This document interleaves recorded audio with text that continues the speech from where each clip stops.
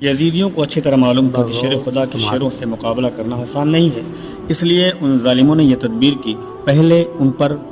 پانی بند کر کے انہیں پیاس کی شدت سے نڈھال اور کمزور کر دیا جائے۔ اس طرح 7 محرم کو نہر فرات کے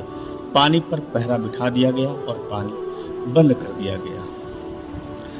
یزید ناپاک اور اس کے ناپاک ساتھیوں نے حوض کوثر کے مالک کے نواسے حضرت امام پاک پر پانی بند کر کے یہ خیال کیا تھا کہ امام پاک مجبور ہو کر یزید ناپاک کی بیعت قبول کر لیں گے، مگر ان ظالموں کو معلوم نہ تھا کہ کوئی محمد مصطفیٰ کے باغ کے سب پھول ایسے ہوتے ہیں جو بن پانی کے تر رہتے ہیں، مرجھایا نہیں کرتے۔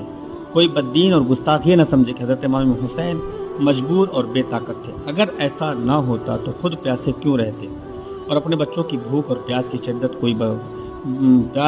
شدت کو برداشت کیسے کرتے؟ خدا کی قسم ہرگز ایسا نہیں ہے۔ اگر میرے آقا حضرت امام حسین رضی اللہ عنہ چاہتے تو کربلا کے تپتے ہوئے صحرا میں پانی کے بے شمار چشمے ابل پڑتے، مگر امام پاک رضی اللہ عنہ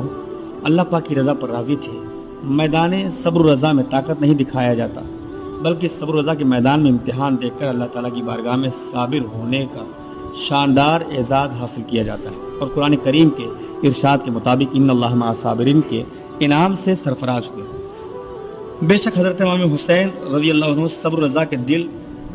دوز اور سخت ترین امتحان میں کامیاب ہوئے اور قیامت تک کے صابروں کے امام ہو گئے۔ 9 محرم شریف کا دن گزر کر 10 محرم الحرام کی رات آ گئی۔ حضرت امام حسین رضی اللہ عنہ نے تمام ساتھیوں کو جمع کیا اور فرمایا کہ آپ لوگوں نے ہر مقام پر میرا ساتھ دیا، آپ حضرات کی جانثاری اور وفاداری رہتی دنیا تک زندہ اور باقی رہے گی، اور لوگ اس پر فخر و ناز کرتے رہیں گے۔ آج یزیدی لشکر میرے خون کا پیاسا ہے، ان ظالموں کو آپ لوگوں سے کوئی غرض نہیں، اگر وہ بیعت مانگتے ہیں تو میری، اگر سر مانگتے ہیں تو میرا، اس لیے بخوشی میں تم لوگوں کو اجازت دیتا ہوں کہ تم جہاں چاہو رات کی تاریکی میں چلے جاؤ۔ تمام رفقا نے عرض کیا، ہم سب آپ کا ساتھ چھوڑنے کے لیے تیار نہیں ہیں، ہمیں اپنے قدموں سے دور نہ کیجیے۔ اگر ہم آپ کو بلا و مصیبت کے اس میدان میں تنہا چھوڑ دیے تو بروز قیامت آپ کے نانا جان رسول اللہ صلی اللہ علیہ وآلہ وسلم کو منہ کیا دکھائے گی اور دنیا ہمیں کیا کہے گی؟ حضرت امام پاک نے اللہ تعالیٰ کا شکر ادا کیا اور اپنے خیمے کے گرد خندق کھودنے کا حکم دیا، چنانچہ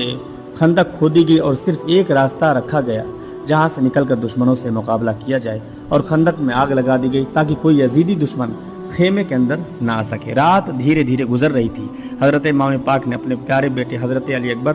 رضی اللہ عنہ سے فرمایا، بیٹے جاؤ میدان جنگ کا نقشہ دیکھ کر آؤ۔ حضرت علی اکبر رضی اللہ عنہ میدان میں پہنچے تو کیا دیکھتے ہیں کہ سارا میدان خالی ہے،